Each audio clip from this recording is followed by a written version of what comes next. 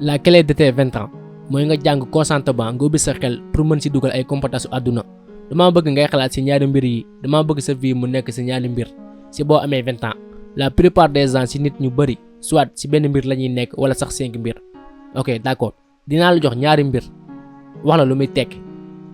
benn nit bi si benn yoon bi dina dem école de droit dina gagné xaalis bu bëri samay waajur aussi dinañ ma pousser dinaa doon médecin damaa war a gagné 6 livres de cela damaa war a gagné benn job peu importe ak fu mu mënti doon et cetera et cetera et cetera kooku nit la boo xam ne nii adunaam yëpp ci misère la ko ndara dund peut-être honnête oui mën nga gagné xaalis bu bëri di nga sonn lool ci sa life mais du yàq dara ci yow tu sais mais doo xam li xew durant bi ngay am 20 ans dina jàll te doo dund benn bànneex say aventure dina naax saay doo jàng ci dara lu bees juste ñoo ngi woon ci benn yoon bi peut-être ñeneen ñi am nañ 5 yoon dinaa essayer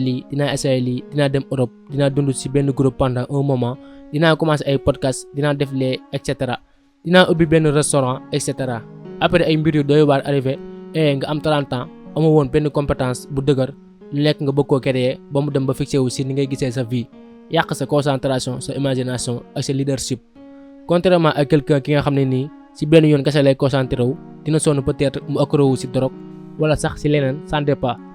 di nga nekk koo xam ne ni du am discipline ci boppam ak ci ni muy jëfandikoo ay mbiram et loolu mooy nekk sa yoon et du doon yoon bu lay satisfait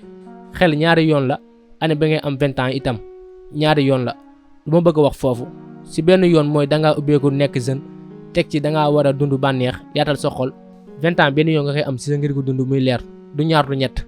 dangaa bëgg di essayer ay mbir yu différent dangaa bëgg am sa propre histoire loolu def naa ko ci bi may am 20 ans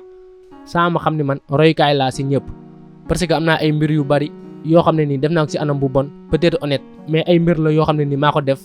essayé naa lépp j'ai tout tenté damaa concentré woon xamoon naa ne écrivain laa bëggoon doon donc ci mbir yi ma dund yëpp finalement mujjee naa koo gis ci sama rêve écrivain et même bu ma doon def ay mbir yu différent dinaa développer ay vraies compétences de vie en tant que écrivain dama bëgg ngay xalaat ci sa vie ci sa propre jëmm ngay xalaat lan nga bëgg ak fan nga bëgg a jëm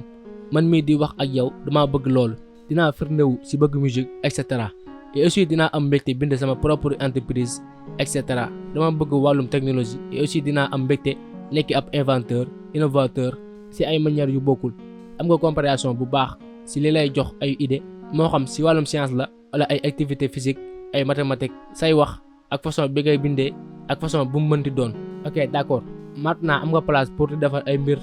pour nit yi mën ci jariñu alors yaa ngi dëkkee di essayer ay business yu bari di tàmbali lee di ci am bànneex di dund li nga yàgg imaginer mais yaa ngi jàng donc sa caabi ci bi ngay am 20 ans mooy nga jàng consentement nga ubbi sa xel dugal ci ay compétences ngay jàng lu bees continuer di ko def ci boo passionné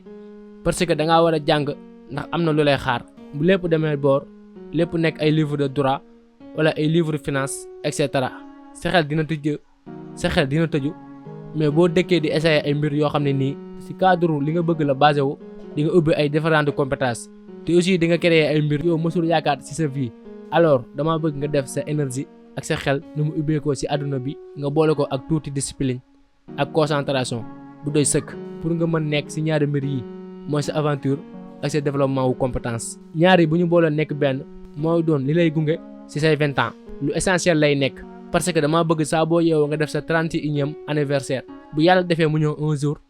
et di nga wax waaw xam naa li nga bëgg a def te aussi amaale naa expérience yu incroyable ci livre bi ma bëgg a bind ci entreprise bi ma bëgg a lancer wu ah d'accord c'est ça mais jot nga ci loolu yëpp et après nga wax sa bopp ni maintenant naa pare pour dépasser samay limites àgg ci niveau bu kawe bi jéem a la passer say 20 ans si bu fekkee yaa ngi dégg li may wax tollu say 20 ans ci sa diggu ndaw lu neex la mais une fois nga fooyee ko rek mën naa wax ni sa àdduna mën na fa jaaree yàqu te aussi mën nañoo wax ni âge boobu mooy fondement wu àdduna si nga ko mën a defaree ba ku la gis xam ne nii ba nga ci tollee da nga doon liggéey et aussi tamit si nga ko mën a yàqee ba ku la gis xam ni ba nga ci tollee da nga doon fo di def di n'importe quoi at yi lu gaaw la kon fexeel ba boo ci tollee bu def luy poser problème ci sa avenir ak ci say objectif yi la war a wan yoonu tekki ay at ci kanam. alors benn essai bu ndaw laay indi loon bu Robert Greene j'espère que yéen ñëpp xam ngeen ko muy ko am xam-xam ci wàllum développement personnel ak dundu doomu aadama j'espère que vidéo bi neex na leen et am na solo bu fekkee ku bees nga ci page bi bul fàtte abonné wu te aimé vidéo bi et aussi bul fàtte wax sa xalaat ci commentaire après bi nga seetaanee vidéo bi jaa ngeen jëf ba beneen vidéo